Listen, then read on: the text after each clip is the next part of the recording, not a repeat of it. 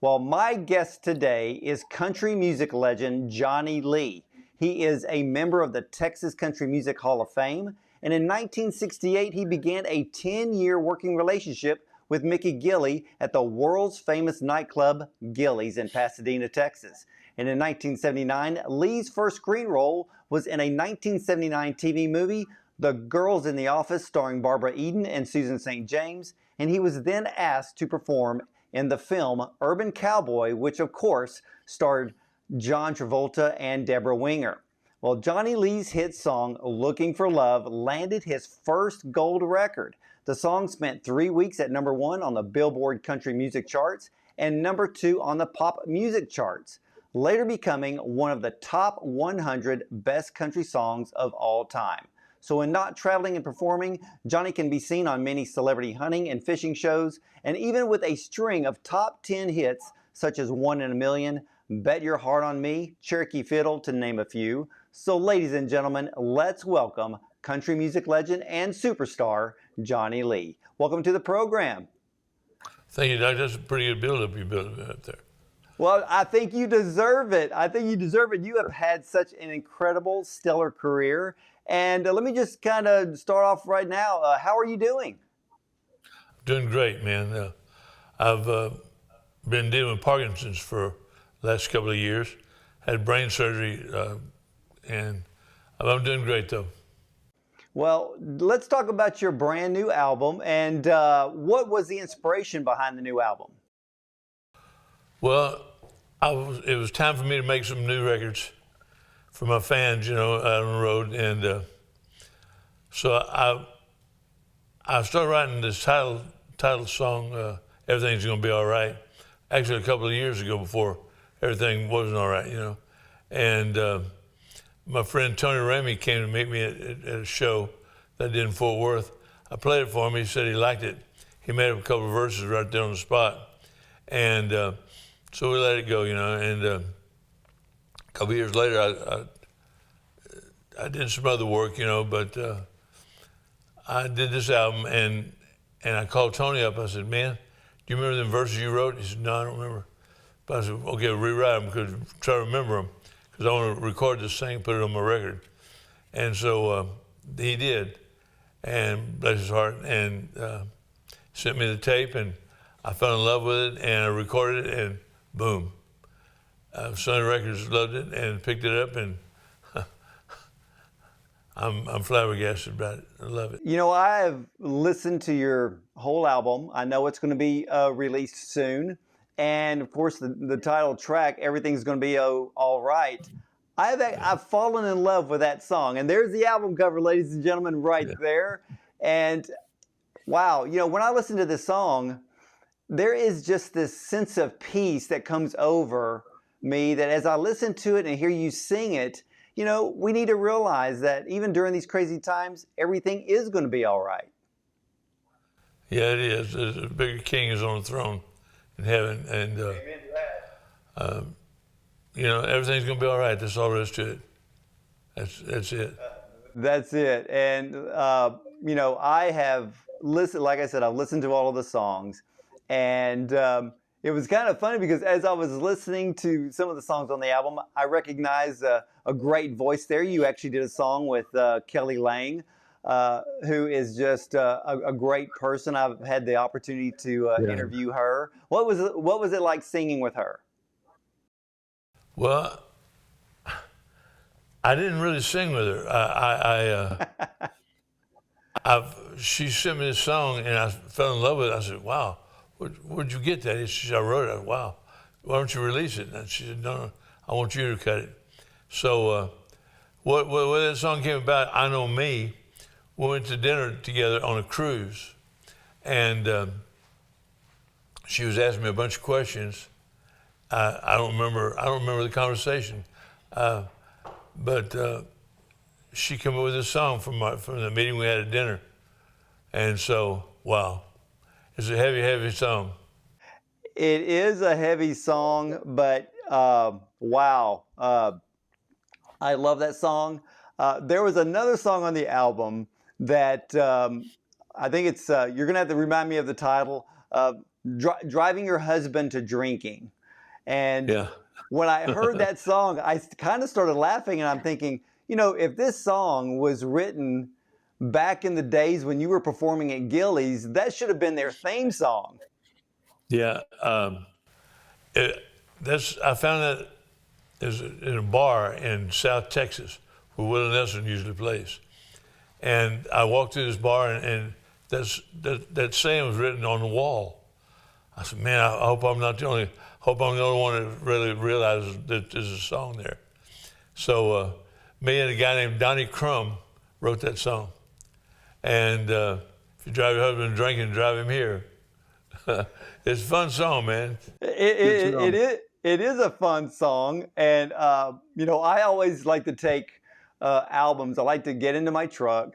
I like to turn them on because I kind of judge songs, but as I'm driving along, because I've traveled all over the country, I've driven all over the country, and I always like to find songs that are perfect road trip songs. And your album really just kind of fits that vibe of just want to put it into your vehicle, want to drive down the road, want to listen to it, want to listen to the songs, sing along to the songs, which is what I love about your songwriting, and also with your co-songwriters as well, is all of the songs we can learn quickly and we can sing along, and I think that's what makes a hit song. Yeah, I guess so. Number one, I'm glad you like it. Willie Nelson, I wrote a song on there called "Did You Enjoy Hurting Me?" Yeah, but at the time I didn't know how to get it to him. I wrote a lot of these songs back in the early '80s or '70s, late '70s, early '80s, and used to sing them at Gillies a lot, And so I called Willie up. I didn't call him. I sent him a text, and asked him would he play guitar on this song. He said, "Yeah, send it to me. Send it to me at my studio." So I did, and he bless his heart, man, he did it. But I love it. I love it. Yeah, it is a great song, and Willie Nelson is, of course, one of the biggest icons in country music. But for you, who are some of your biggest music influences? Without a doubt, Ricky Nelson, Jerry Lee Lewis.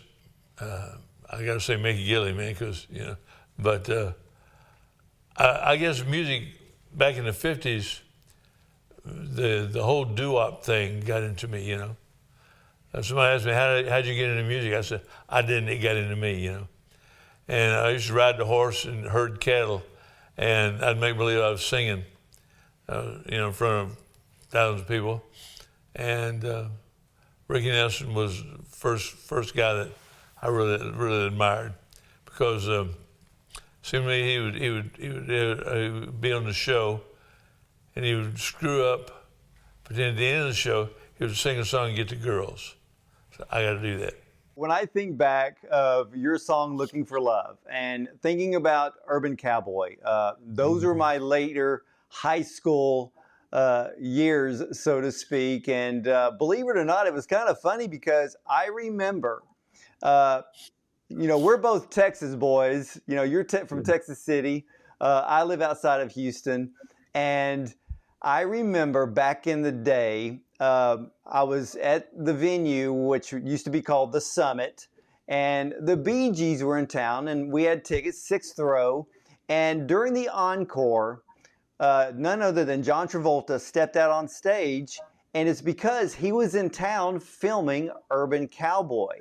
What was your experiences like on Urban Cowboy? Well, I remember meeting John Travolta. I was definitely nervous, I was really in awe of meeting him. A really nice guy.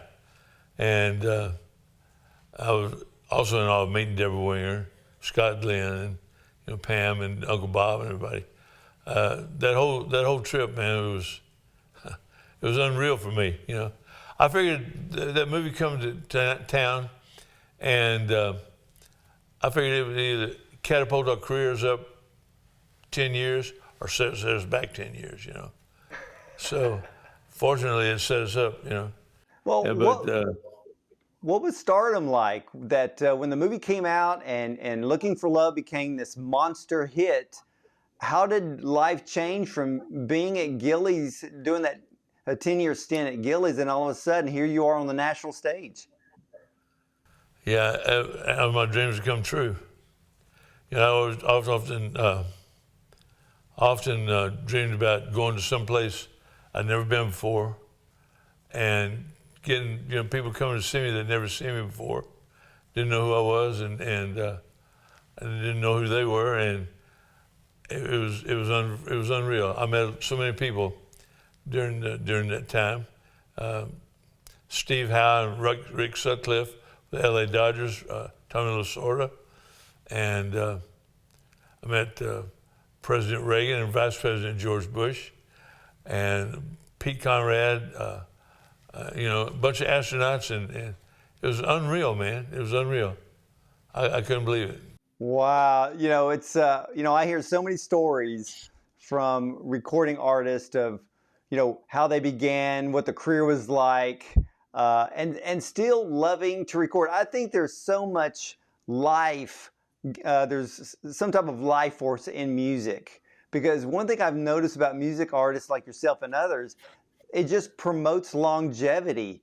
There's just something that empowers you to continue to write and continue to perform. So is it the love of music that keeps you going? I guess it is, yeah.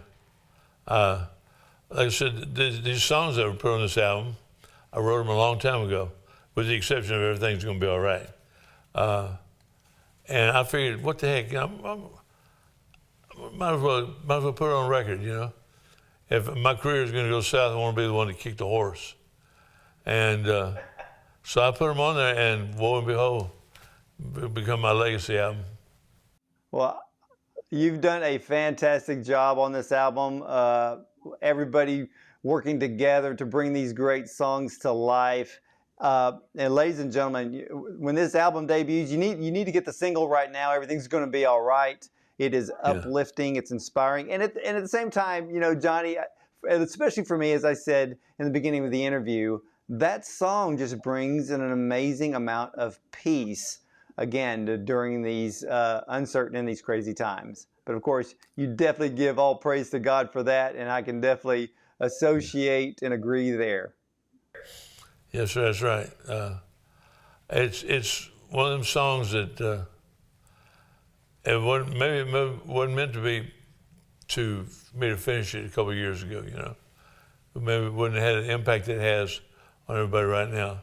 But everything is going to be all right. Everything's going to be all right as well. Yeah, and, is there anything that you would like hope for your fans to take away from this brand new album? Well, number one, I hope they buy it. And I still love singing.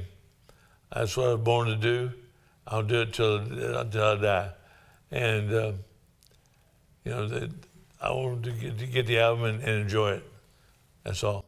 Are you looking forward to maybe get back to performing and touring again? Oh, yes, definitely. We were in the middle of a tour when this pandemic started. Just got to Laughlin, Nevada to open up there, but they closed it down then. So we came back. We was in Mexico before that, me and Mickey Gilley. And I'm going to be at San Antonio Rodeo February the 20th. And hopefully by the end of February, they'll pick up some more dates, We got a bunch of shows that got canceled. Not canceled, we got moved. So, I'm looking forward to getting back out and hitting it. Well, I can't wait till you head back around the Houston area to perform. I'm definitely going to plan on being in that crowd, singing along with all of your great songs. And ladies and gentlemen, you know how I am when it comes to our music guest on this show. I want to encourage you to buy their music, buy their albums. This supports the artists, this supports the songwriters and the road crews, everybody involved to bring these songs that we like to sing along to the CDs or to the radio. This is very, very important. And due to the pandemic, a lot of these people have lost their jobs. They've not been able to earn a living in the music industry. But the music industry is a magical industry that we want to keep going. And Johnny, you just keep keep going, brother. I mean, I cannot wait to hear you sing these songs live. Ladies and gentlemen, again, you need to listen to Johnny Lee's brand new song, Everything Is Going to Be All Right, because it is. And there it is. Johnny's holding up the album, the CD right there. You need to get your copy. Go to his website, order it, buy it, ladies and gentlemen. So, Johnny, I want to thank you for spending time with us today. It's been an absolute honor and a pleasure. Thank you, Dr. Ward. I appreciate it.